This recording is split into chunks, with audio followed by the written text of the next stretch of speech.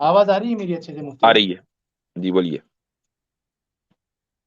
वो मुफ्ती साहब, सबसे पहले मैं आपसे माफी मांगना चाहता हूँ। और किस वो बात की? पब्लिक के सामने पब्लिक के सामने इसलिए मांगना चाहता हूँ क्योंकि पब्लिक के सामने मैंने वो अजीब सा वीडियो बनाया था, जो नहीं, इंटरव्यू लिया था मैंने आपका।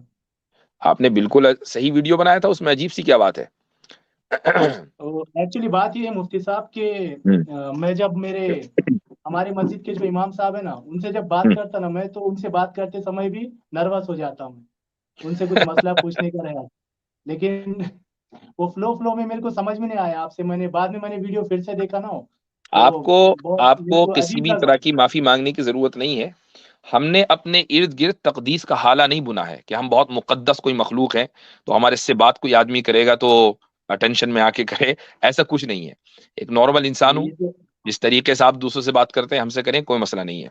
Tension free. ये तो ये तो आपका बड़प्पन है, लेकिन आपका मतलब मेरे को बुरा लग रहा था वो, इसलिए मैं माफी मांगना चाहता था। हम्म। और कुछ? सवाल मेरा ये है मुफ्ती साहब, सवाल पूछ हम्म। लूं? थोड़ा जी जी इल्हाद पूछें। से रिलेटेड नहीं है वो, या फिर हम्म। हो भी सकता है, पहचान लो कैसा है। वो जन्नत में जब जाएंगे मुसलमान, तो वहां पर बोरियत नहीं होंगी क्या? मतलब ऐसे मुझे लग रहा था कि वहां पर अकेले रहेंगे और नहीं, अकेले मन कोई नहीं रहेंगे। लगेगा। बहत्तर बहत्तर और वो बगल में लेके हमेशा बैठेंगे तो क्यों बोरियत होगी? हमें जी जी, नहीं तो इंसान बोर हो जाता है ना आखिर में।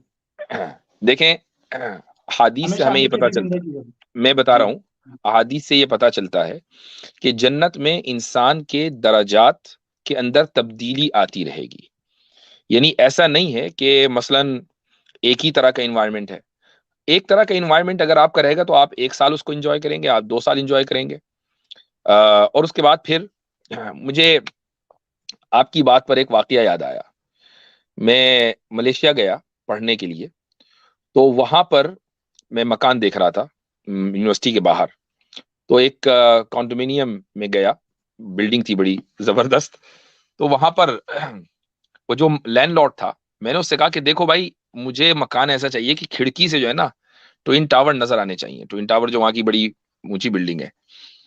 तो कहने लगा कि नहीं, वो वाला तो नहीं है, खिड़की से ट्विन टावर तो नजर नहीं आएंगे। मैंने कहा नहीं, मुझे तो वही चाहिए। तो कहने लगा कि आप 2 दिन देखोगे, 3 दिन देखोगे।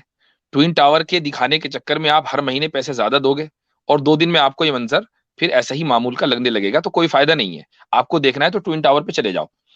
तो वो बात बड़ी उसने स्ट्राइक की कि हाँ जी, बात तो बिल्कुल सही है कि कोई भी आप मंजर देखेंगे, 2 दिन देखेंगे, 4 दिन देखेंगे, उसके बाद आप बोर हो जाएंगे। ये एक इंसानी फितरत है। अल्लाह ताला ने इस इंसानी फितरत का ख्याल रखा है। यही वजह है कि इंसान के जन्नत में दराजात बदलते रहते हैं, बदलते रहेंगे। और हर दिन एक नई चीज उसके सामने होगी। यही वजह है कि हदीस में रसूल अकरम सल्लल्लाहु अलैहि वसल्लम ने जो जन्नत का नक्शा खींचा है, वो ये है कि उसमें वो नेमतें हैं जो किसी इंसान ने कभी सोची भी नहीं है। अब ये कहना कि भाई मैं मुझे अगर आपने एक नेमत दे दी तो मैं तो उससे बोर हो जाऊंगा, ये वो चीज है जो आप सोच सकते हैं। इसीलिए आपके जहन में ये सवाल पैदा हुआ। लेकिन जन्नत में तो नेमतें वो आनी है जो आप नहीं सोच सकते। तो ये सवाल कि मैं बोर हो जाऊंगा, ये सवाल ही इररेलेवेंट हो जाता है। जी माशाल्लाह, बहुत सेटिस्फाई कर दिया आपने। चलें। Thank you so much. जी। बारकल्लाह फीकुम, शुक्रिया बहुत बहुत। आगे बढ़ते हैं। अच्छा, ये मेरी वीडियो जरा सा बताएं कि क्या इसमें कुछ ग्लिच आ रहा है क्या, ये बिल्कुल नॉर्मल चल रही है? नहीं नहीं, बिल्कुल जबरदस्त अच्छा, चल रही है। ठीक है, चलें।